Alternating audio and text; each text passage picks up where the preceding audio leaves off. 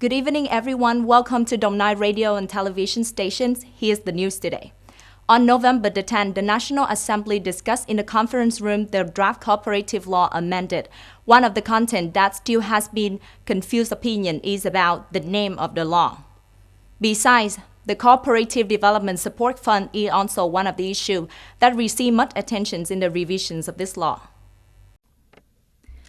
According to the draft law, the Cooperative Development Support Fund is the state financial fund outside the budget or a financial institution operating for non-profit purposes and is solely responsible for capital mobilizations and use of the capital. This is one of the financial and credit support solutions for cooperatives. However, the bill does not include any assessment of the fund's operations. The delegates also analyzed that the fund is currently operating quite effectively under the cooperative union system from the central to local levels.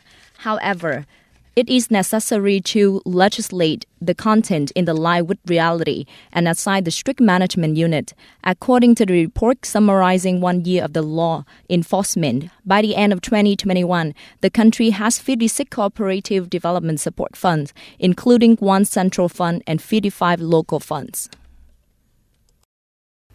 On November the 10th, Dong Nai Steering Committee for AIDS, Crime and Social Evil Prevention and Control held a meeting to respond to the National Action Month for HIV/AIDS Prevention and Control 2022.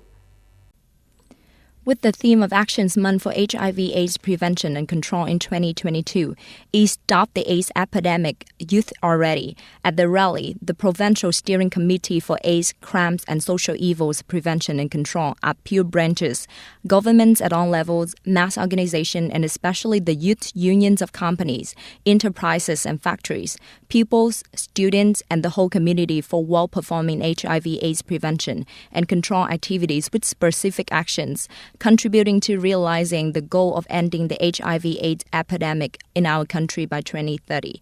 In addition to the rally, in the month of action from now until December the 10th, Dong Nai will focus many communication activities on HIV/AIDS prevention and control among youth, such as talks at high school, university and colleges, occupations and industrial zones, safe sex communication, HIV pre-exposure, prophylaxis. According to Saigon Railway Transport Joint Stock Company, in order to meet the needs of people in the central region returning to their hometown to welcome the Lunar New Year of the Cat in 2023, the railway industry added more than 3,000 train tickets from Saigon, Yian and Biên to central stations such as Tuy Hòa, UG, Quảng Ngãi and Da Nang in the days from the 9th to the 20th January 2023. People can access to the TED train ticket sale page to order or go directly to the station for instruction on buying the train tickets, avoiding the situation of buying expensive floating ticket. Singapore Prime Minister Lee Hsien Loong discussed the Indonesian President Joko Widodo about development steps in the regions of the bilateral meeting on the evening of November the 10th. The meeting took place after the Prime Minister of Singapore arrived in Phnom Penh to attend the 40th and 41st Associations of Southeast Asian Nations Asian Summits. Prime Minister Lee Hsien Loong's office said the two leaders discussed the bilateral relationship, which reaffirmed the shared priority of Singapore and Indonesia in promoting economic recovery and human resource development, as well as the progress made in the bilateral sustainability initiative. The two sides also discussed developments in the region, such as Asia's next step towards development in Myanmar.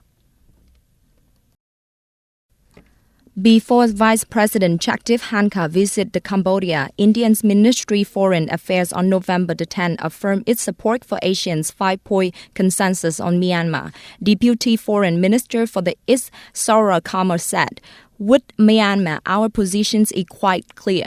We support the ASEAN's 5-point consensus. We hope Myanmar moves toward a democratic government and end to the violence. The 5-point consensus include ending the violence, constructive dialogue between all parties, sending aid to Myanmar, appointing an ASEAN special envoy to facilitate negotiations, and allowing the special envoy to ASEAN to Myanmar." That's the end of our news today. Thank you for watching and goodbye.